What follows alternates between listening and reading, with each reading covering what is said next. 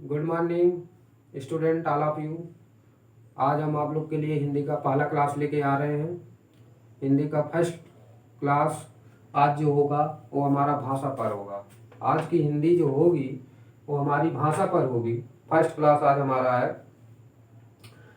हिंदी आप लोग जानते ही हैं, किसी भी चीज़ का प्रिपरेशन कर रहे हैं, चाहे आप वनडे का एग्जाम का प्रिपरेशन कर रहे हैं या यूपीटीपीएससी का प्रिपरेशन कर रहे हैं, हिंदी कितना महत्वपूर्ण है ये आप लोग भली भांति जानते हैं। इसलिए हिंदी का आज हम पहला क्लास लेके आ रहे हैं आप लोग के सामने। और जो हम डिस्कस करेंगे भाषा पर, यानी भाषा भाषा जो है संस्कृत के भाष धातु से हुई है। यानी भाषा की उत्पत्ति जो है संस्कृत के भाष धातु से, यानी जिसका अर्थ है बोलना कहना वाणी द्वारा अभिव्यक्त करना। बोलना कहना वाणी द्वारा अभिव्यक्त करना क्या होती है? भाषा कहलाती है। यहाँ पर लिख लीजिए, भाषा की उत्पत्ति संस्कृत के भाष धातु से हुई है। संस्कृत के भाष धातु से हुई है। भाषा की उत्पत्ति कहाँ से हुई है? संस्कृत के भाष धातु से हुई है।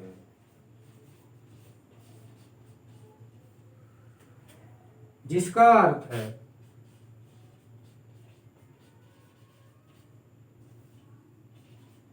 जिसका अर्थ है बोलना, जिसका अर्थ है बोलना कहना वाणी द्वारा अभिव्यक्त करना। वाणी द्वारा अभिव्यक्त करना। वाणी द्वारा अभिव्यक्त करना क्या कहलाती है? भाषा कहलाती है। वाणी द्वारा अभिव्यक्त करना क्या कहलाती है? भाषा कहलाती है। यानी भाषा की उत्पत्ति जो है संस्कृत के भाष धातु से हुई है। भाषा की उत्पत्ति जो है संस्कृत के भाष धातु से हुई है, जिसका अर्थ होता है बोलना कहना वाणी द्वारा अभिव्यक्त करना। यानी भाषा की उत्पत्ति संस्कृत के भाष धातु से हुई है, जिसका अर्थ है बोलना कहना वाणी द्वारा अभिव्यक्त करना। भाषा कहलाती है। क्या कहलाती है? भाषा कहलाती है। अर्थात ये समझ लीजिए आप लोग, भाषा वह साधन है जिसके द्वारा मनुष्य अपने मन के भाव या विचारों को व्यक्त करे या आदान प्रदान करे, भाषा कहलाती है। अर्थात भाषा वह साधन है जिसके द्वारा, यानी भाषा साधन का वह माध्यम है या भाषा वह साधन है जिसके द्वारा मनुष्य अपने मन या भाव या विचारों को व्यक्त करे या आदान प्रदान करे, भाषा कहलाती है। लिख लीजिए डिफिनीशन। अर्थात भाषा वह साधन है, अर्थात भाषा वह साधन है जिसके द्वारा मनुष्य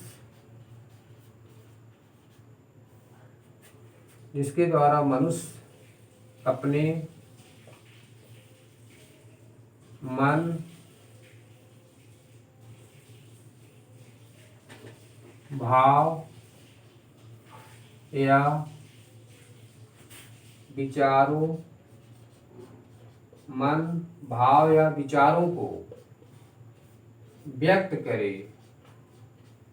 मन, भाव या विचारों को व्यक्त करे या आदान प्रदान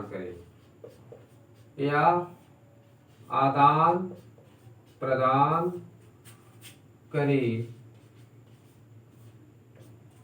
भाषा कहलाती है। यानी फिर एक बार मैं रिवाइज कर दे रहा हूं, भाषा की उत्पत्ति जो है संस्कृत के भाष धातु से हुई है, जिसका अर्थ है बोलना कहना वाणी द्वारा अभिव्यक्त करना। अर्थात भाषा वह साधन है जिसके द्वारा मनुष्य अपने मन, भाव या विचारों को व्यक्त करे या आदान प्रदान करे, क्या कहलाती है? भाषा कहलाती है। अब आगे हम आपको बताते हैं, हमारे व्याकरण, हिंदी व्याकरण में एक प्रसिद्ध गुरु जिनका नाम है कामता प्रसाद गुरु, जिनका नाम है कामता प्रसाद गुरु, उन्होंने भाषा के बारे में बताया है। भाषा का डिफिनीशन उन्होंने दिया है, जो हमारे हिंदी के फेमस गुरु कामता प्रसाद गुरु, कामता प्रसाद गुरु, कामता प्रसाद गुरु जो है, भाषा पर इन्होंने क्या डिफिनीशन दिया है? कामता प्रसाद गुरु ने भाषा पर जो डिफिनीशन दिया है वो मैं आप लोग को बता रहा हूं। इन्होंने कहा है, भाषा वह साधन है जिसके द्वारा मनुष्य अपने भाव या विचार को दूसरों के सामने भली भांति प्रकट करे। कामता प्रसाद गुरु का कहना है, भाषा वह साधन है जिसके द्वारा मनुष्य अपने विचारों को दूसरों के सामने भली भांति प्रकट करे या दूसरों के विचारों को स्पष्ट रूप से समझ सके, वो क्या कहलाती है? भाषा कहलाती है। डिफिनीशन लिख लीजिए, भाषा वह साधन है, हमारे साथ साथ लिखते रहिए और एक अच्छा सा नोट्स बनाइए। ये वीडियो आप लोग के लिए बहुत ही यूजफुल होगा, अच्छे से नोट्स बना लीजिए। भाषा वह साधन है, क्योंकि हिंदी जो है हम शुरू से जीरो से स्टार्ट कर रहे हैं। हिंदी शुरू से आपको पढ़ाएंगे थ्योरी पे, पहले हमें थ्योरी बेस पे आप लोग को पढ़ा रहे हैं, थ्योरी बेस पे। उसके बाद इस थ्योरी बेस पे क्वेश्चन क्या बनेगा, उसके बाद मैं इसके पे क्वेश्चन बनाऊंगा, उसके बाद बताऊंगा इस पे क्वेश्चन कैसे कैसे आता है। तो मैं पहले आपको थ्योरी बेस पे पढ़ा रहा हूँ। कामता प्रसाद गुरु का कहना है, भाषा वह साधन है जिसके द्वारा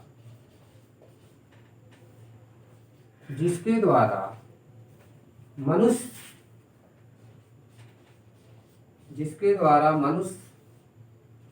अपने विचारों को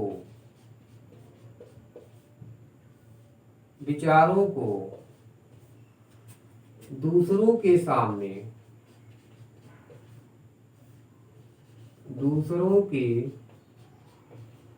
सामने भली भांति प्रकट करे, भली भांति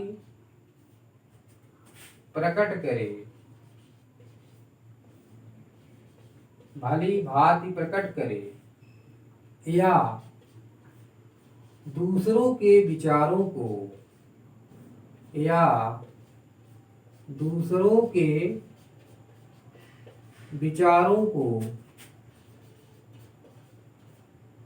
स्पष्ट रूप से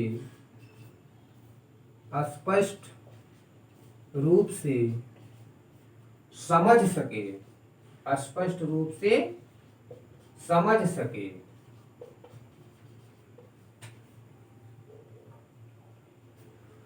कामता प्रसाद गुरु, इन्होंने भाषा के ऊपर डिफिनीशन दिया है, भाषा वह साधन है जिसके द्वारा मनुष्य अपने विचारों को दूसरों के सामने भली भांति प्रकट करे या दूसरों के विचारों को स्पष्ट रूप से समझ सके, भाषा कहलाती है।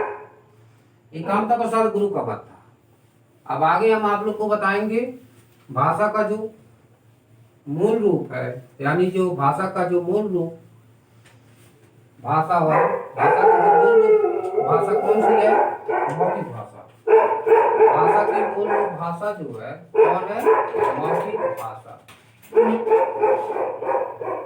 मौखिक भाषा के बारे में जान लीजिए। मौखिक भाषा जो हम अपने ध्वनियों द्वारा, जो हम अपने ध्वनि या वाणी द्वारा विनिमय करते हैं। विनिमय मीन्स होता है आदान प्रदान करना। जो हम अपने वाणी या ध्वनि यानी हम अपने जो ध्वनि या वाणी द्वारा विनिमय करते हैं या आदान प्रदान करते हैं, क्या कहलाती है? मौखिक भाषा कहलाती है। इसको लिख लीजिए, ध्वनियों या वाणी द्वारा। हमारे साथ साथ नोट्स बनाते चलिए, हमारे साथ साथ लिखते चलिए। ये आप लोग के लिए बहुत ही यूजफुल वीडियो होगा। ये आप लोग के लिए हर एग्जाम में, चाहे यूपी ट्रिपल एससी, किसी भी चीज का एग्जाम देंगे आप लोग के लिए बहुत ही हेल्पफुल होगा ये। तो मौखिक भाषा के बारे में हम बता रहे हैं। ध्वनियों या वाणी द्वारा, ध्वनियों या वाणी द्वारा विचारों को, ध्वनियों या वाणी द्वारा विचारों को विनिमय, विनिमय, ध्वनियों या वाणी द्वारा विचारों को विनिमय किया जाए।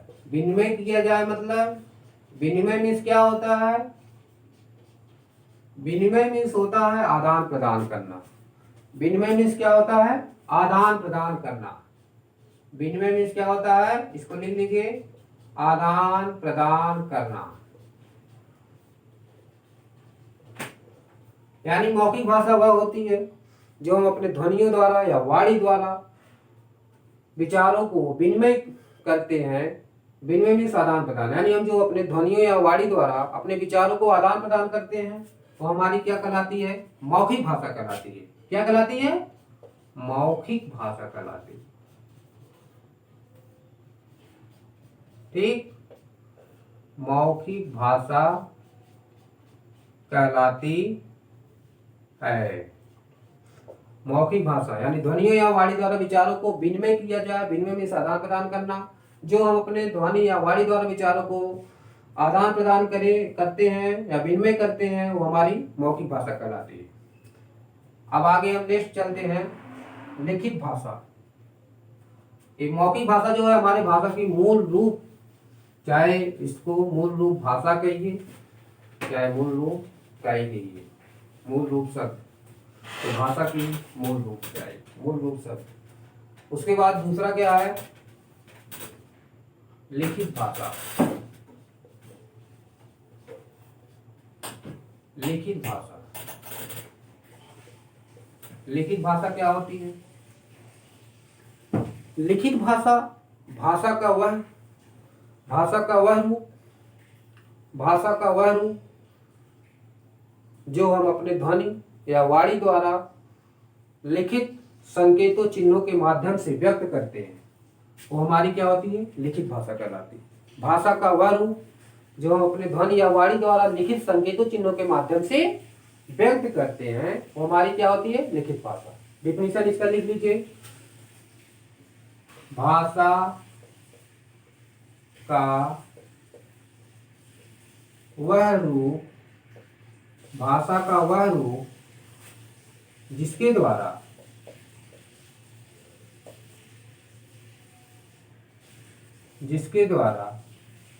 मनुष्य,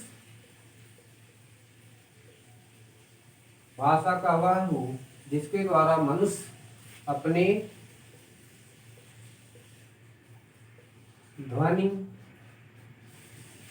ध्वनि या वाणी द्वारा, अपने ध्वनि या वाणी द्वारा, अपने ध्वनि या वाणी द्वारा व्यक्त करे, अपने ध्वनि या वाणी द्वारा लिखित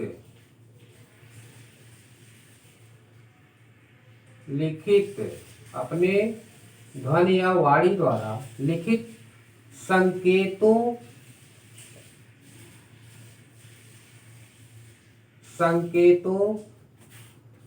चिन्हों के माध्यम से, संकेतों चिन्हों के माध्यम से व्यक्त करें, संकेतों चिन्हों के माध्यम से व्यक्त करें, लिखित भाषा कहलाती है। कौन सी भाषा कहलाती है? लिखित भाषा कहलाती है। लिखित भाषा कहलाती है। लिखित भाषा कहलाती है यानी लिखित भाषा भाषा का वह रूप जिसके द्वारा मनुष्य अपने ध्वनि या वाणी द्वारा लिखित संकेतों चिन्हों के माध्यम से व्यक्त करता है, लिखित भाषा कहलाती है। जैसे कोई भी चीज हम लिख के या संकेतों द्वारा या चिन्हों द्वारा, कोई भी चीज हम जैसे संकेतों द्वारा चिन्हों के माध्यम से व्यक्त करते हैं वो हमारी लिखित भाषा है। जैसे चिन्हों के द्वारा, जैसे मैंने आ लिखा या क लिखा, अलग अलग तरह के मैंने चिन्हों द्वारा या संकेतों के माध्यम से मैंने व्यक्त किया, और हमारी क्या होती है, लिखित भाषा कहलाती है। हमारे साथ साथ आप लोग लिखते चलिए, हमारे साथ साथ लिखते चलिए और एक अच्छा सा नोट्स बनाइए। ये आप लोग के लिए बहुत ही यूजफुल वीडियो होगा। मैं एकदम थ्योरी बेस पे पढ़ा रहा हूँ, मैं थ्योरी बेस पे पढ़ा रहा हूँ। इस चैप्टर को कंप्लीट करने के बाद इस पे मैं क्वेश्चन बनाऊंगा, इस पे क्वेश्चन कैसे पूछा जाता है एग्जाम में, मैं एक सीरियल वाइज से चलूंगा। ठीक है, हमारे साथ साथ लिखते चलिए और नोट्स बनाइए हिंदी का। अगर एग्जाम में 50 क्वेश्चन आता है तो कोई भी ऐसा एग्जाम नहीं, कोई भी ऐसा क्वेश्चन नहीं होगा जो इस ये वीडियो देखने के बाद एक भी क्वेश्चन इससे बाहर नहीं जा सकता, ये हमारी गारंटी है। कोई भी क्वेश्चन, कोई भी एग्जाम हो, अगर आप लोग नोट्स बना रहे हैं, आप लोग हमारे साथ साथ लिखते चलिए, एक अच्छा सा नोट्स बनाइए। हम हिंदी पूरा जीरो से शुरू कर रहे हैं और पूरा अच्छे से इसको कंप्लीट कराएंगे। पहले थ्योरी बेस पे पढ़ा रहे हैं, थ्योरी बेस पे पढ़ाएंगे, उसके बाद इसके क्वेश्चन बनाएंगे। ठीक, हमारे साथ साथ इसको नोट डाउन करते चलिए, इसको लिखते चलिए, हमारे साथ साथ एक अच्छा सा नोट्स बनाइए। कोई भी एग्जाम देंगे, ये आप लोग के लिए वीडियो बहुत ही यूजफुल होगा। ठीक, कोई भी एग्जाम दे रहे हैं, यूपी ट्रिपल एससी, वनडे, कोई भी आर ओ कोई भी एग्जाम दे रहे हैं, एक भी क्वेश्चन इसके बाहर नहीं जा सकता है, हमारी गारंटी है। अब आगे चलिए, मैंने आपको मौखिक भाषा, लिखित भाषा, मौखिक भाषा लिखित भाषा के बारे में बताया। ठीक, उसके बाद मैंने आपके, अब आगे चलता हूं, लिपि। लिपि जिसे इंग्लिश में बोलते हैं स्क्रिप्ट। लिपि, लिपि क्या होती है, हम अपने मौखिक ध्वनियों द्वारा, मौखिक ध्वनियों द्वारा जो हम लिखित रूप से व्यक्त करें, जो हम अपने मौखिक ध्वनियों द्वारा लिखित रूप से व्यक्त करें, या लेखन व्यवस्था प्रणाली को लिपि कहते हैं। जो हम अपने मुख्य रूप से, जो हम अपने मुख से यानी ध्वनियों द्वारा, जो हम अपने मुख से या ध्वनियों द्वारा जो लिखित रूप से व्यक्त करें, वो हमारी क्या होती है, लिपि कहलाती है। यानी इसका डिफिनीशन लिख लीजिए, जो हम अपने मुख द्वारा, जो हम अपने मुख द्वारा, जो हम अपने मुख द्वारा ध्वनियों को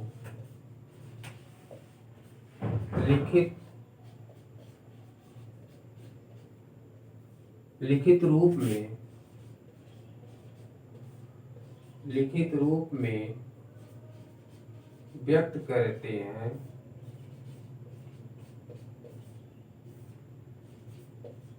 वो हमारी क्या होती है, लिपि कहलाती है। हमारे साथ साथ लिखते चलिए, हमारे साथ साथ एक अच्छा सा नोट्स बनाइए। लिपि कहलाती है, लिपि कहलाती है। जो हम अपने मुख द्वारा ध्वनियों को लिखित रूप में व्यक्त करते हैं, लिपि कहलाती है। यानी इसको लेखन व्यवस्था प्रणाली लिपि भी बोलते हैं। लेखन व्यवस्था प्रणाली, लेखन व्यवस्था प्रणाली लिपि बोलते हैं, या लेखन तंत्र भी बोलते हैं। लेखन तंत्र प्रणाली लिपि बोलते हैं। यानी जो हम अपने मुख ध्वनियों को लिखित रूप में व्यक्त करते हैं, लिपि कहलाते हैं। यानी लेखन व्यवस्था प्रणाली या लेखन तंत्र भी बोलते हैं इसको।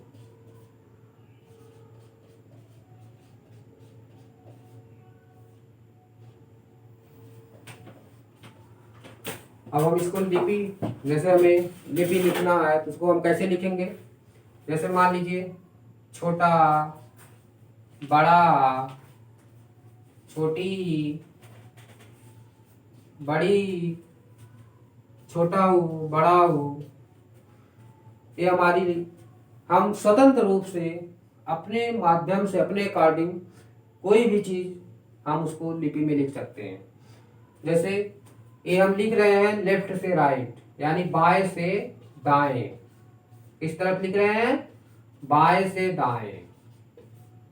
बाएं से दाएं यानी छोटा बड़ा, छोटी बड़ी, छोटा ऊ बड़ा ऊ, यानी हम बाएं से दाएं लिख रहे हैं। तो यानी बाएं से दाएं जितनी भी लिपि लिखी जाती है, बाएं से दाएं जितने भी, लेफ्ट टू राइट, बाएं से दाएं जितने भी लिपि लिखी जाती है वो देवनागरी लिपि में लिखी जाती है। किस लिपि में लिखी जाती है? देवनागरी लिपि में लिखी जाती है। देवनागरी लिपि में हमारी कौन कौन लिपि होती है? जैसे हमारा हिंदी हो गया, मराठी हो गया, नेपाली हो गया, हिंदी हो गया, मराठी हो गया, नेपाली हो गया। ये सब किस में लिखी जाती है? देवनागरी लिपि में लिखी जाती है। यानी देवनागरी लिपि जो है, देवनागरी लिपि हमारी जो है बाएं से दाएं लिखी जाती है। देवनागरी लिपि बाएं से दाएं लिखी जाती है। कोई भी चीज हम हिंदी में लिखते हैं, जैसे यहाँ छोटा, छोटा हमने लिखा, इसके ऊपर पाई लगाया, बड़ा लिखा, इसके ऊपर पाई लगाया। लेकिन अगर हम इसी चीज को हम इंग्लिश में लिखते हैं, जैसे छोटा आ को ए, बड़ा आ को डबल ए, छोटी ई को आई, बड़ी ई को डबल ई। तो इस प्रकार से, जैसे हिंदी में जो हम लिपि लिखते हैं, हिंदी में जितनी भी लिपियां लिखी जाएंगी बाएं से दाएं लिखी जाएंगी, चाहे वो मराठी हो, चाहे नेपाली हो, चाहे, इसको मैंने आपको बता दिया, देवनागरी लिपि जितनी भी लिपि लिखी जाएगी, देवनागरी में चाहे जो लैंग्वेज आप लिखेंगे, हिंदी चाहे लिखिए, चाहे मराठी लिखिए, चाहे नेपाली लैंग्वेज लिखिए, वो सब किस में लिखी जाएगी? देवनागरी लिपि में लिखी जाएगी। देवनागरी लिपि बाएं से दाएं। उसके बाद हम बता रहे हैं, अगर इसको इंग्लिश में लिखना है तो इंग्लिश में अगर लिख रहे हैं तो ऊपर पाई खींचने की कोई जरूरत नहीं है। इंग्लिश में अगर इसको लिख रहे हैं, या ABCD या कुछ भी लिख रहे हैं इंग्लिश में, तो एक प्रकार से समझ लीजिए ये हमारी किसमें हो गई? ये रोमन लिपि में हो गई। यानी इंग्लिश में जितने भी चीज हम लिखेंगे वो हमारी किसमें हो गई? रोमन लिपि में हो गई। किसमें हो गई? रोमन लिपि में हो गई। ठीक, इंग्लिश में कोई भी चीज लिखेंगे, जैसे हम एप्पल लिख रहे हैं, एप्पल के ऊपर पाई खींचने की कोई जरूरत नहीं है। कोई भी चीज इंग्लिश में लिख रहे हैं उसके ऊपर पाई खींचने की जरूरत नहीं। लेकिन अगर हिंदी में हम कोई भी चीज लिख रहे हैं, बाएं से दाएं कोई भी चीज लिख रहे हैं, तो हमें ऊपर पाई खींचते हैं हम, चाहे हिंदी में लिखे, चाहे मराठी में लिखे, चाहे नेपाली। ये सब लिपियां, ये सब भाषा, हिंदी, मराठी, नेपाली, ये सब लैंग्वेज किस लिपि में लिखी जाती है? देवनागरी लिपि में लिखी जाती है। और इंग्लिश में कोई भी लिपि हम लिखेंगे तो हमारी क्या होगी? रोमन लिपि होती है। जैसे रोमन लिपि में हमारी कौन कौन लिपि होती है? एक जर्मन होती है, एक फ्रेंच होती है, इंग्लिश में कोई, जैसे रोमन लिपि में हमें लिखना है, रोमन लिपि में जैसे लिखना है, रोमन लिपि में हम कोई भी चीज लिखेंगे, जैसे ABCD या APPLE, यानी ये सब हमारी किस लिपि में है? रोमन लिपि में। रोमन लिपि में कौन कौन लिपियां लिखी जाती हैं? जर्मन, फ्रेंच, अंग्रेजी, ये सब लैंग्वेज किस लिपि में लिखी जाती हैं? रोमन लिपि में लिखी जाती है। किस लिपि में लिखी जाती है? रोमन लिपि। यानी जो भी रोमन लिपि हम जो भी लिखते हैं उसमें ऊपर पाई खींचने की कोई जरूरत नहीं है। इंग्लिश के जितने भी अल्फाबेट होते हैं या इंग्लिश के जितने भी चीज हम लिखते हैं वो हमारी रोमन लिपि में होती है। यानी ये सब लैंग्वेज किस लिपि में लिखी जाएंगी? रोमन लिपि में। ये सब लिपि किस में लिखी जाएंगी? रोमन लिपि में। तो आप लोग के लिए मैंने आज भाषा पे डिस्कस किया। आज हमारा हिंदी का पहला क्लास था। भाषा के बारे में मैंने बताया, उसके बाद मैंने बताया भाषा क्या चीज होती है, भाषा की उत्पत्ति कहाँ हुई, उसके बाद भाषा का डिफिनीशन मैंने बताया, उसके बाद मैंने बताया भाषा का मूल रूप यानी मौखिक भाषा के बारे में बताया, उसके बाद लिखित भाषा के बारे में बताया, उसके बाद लिपि के बारे में बताया, लिपियां कैसे लिखी जाती हैं, रोमन लिपि या देवनागरी लिपि, ये सब लिपि कैसे लिखी जाती है, इसके बारे में मैंने बताया। तो आज का क्लास बस इतना ही। लेकिन एक चीज़ और आप लोग से कहना चाहते हैं, हमारे साथ साथ जो भी चीज़ हम लिख रहे हैं या जो भी चीज़ पढ़ा रहे हैं उसको आप एक अच्छे से नोट्स बनाइए। आप लोग के लिए हर एग्जाम के लिए, चाहे यूपी ट्रिपल एससी दे रहे हैं, कोई भी एग्जाम दे रहे हैं, आप लोग के लिए ये वीडियो बहुत ही यूजफुल होगा। एक बार केवल आप लोग नोट्स बना के देख लीजिए। हिंदी के जितने भी क्वेश्चन आएंगे, हम जो भी क्लास ले रहे हैं, अगर इस क्लास से एक भी बाहर क्वेश्चन अगर जाएगा तो आप लोग हमसे मिलिएगा, कमेंट में करिएगा सर आप पढ़ाए थे, एक भी क्वेश्चन इसमें फंसा नहीं। हम गारंटी आप लोग से लेते हैं, हिंदी का जो भी हम लेक्चर देंगे, हिंदी का जो भी जितने भी वीडियो हम बनाएंगे, गारंटी लेते हैं हिंदी के जितने भी क्वेश्चन आएंगे, एक भी क्वेश्चन हमारी वीडियो से बाहर नहीं जाएगा। बस आज का क्लास हम इतना ही, यहीं पे हम अपना क्लास को स्टार्ट करते हैं। कल इसी के आगे हम अपना क्लास को आगे बढ़ाएंगे।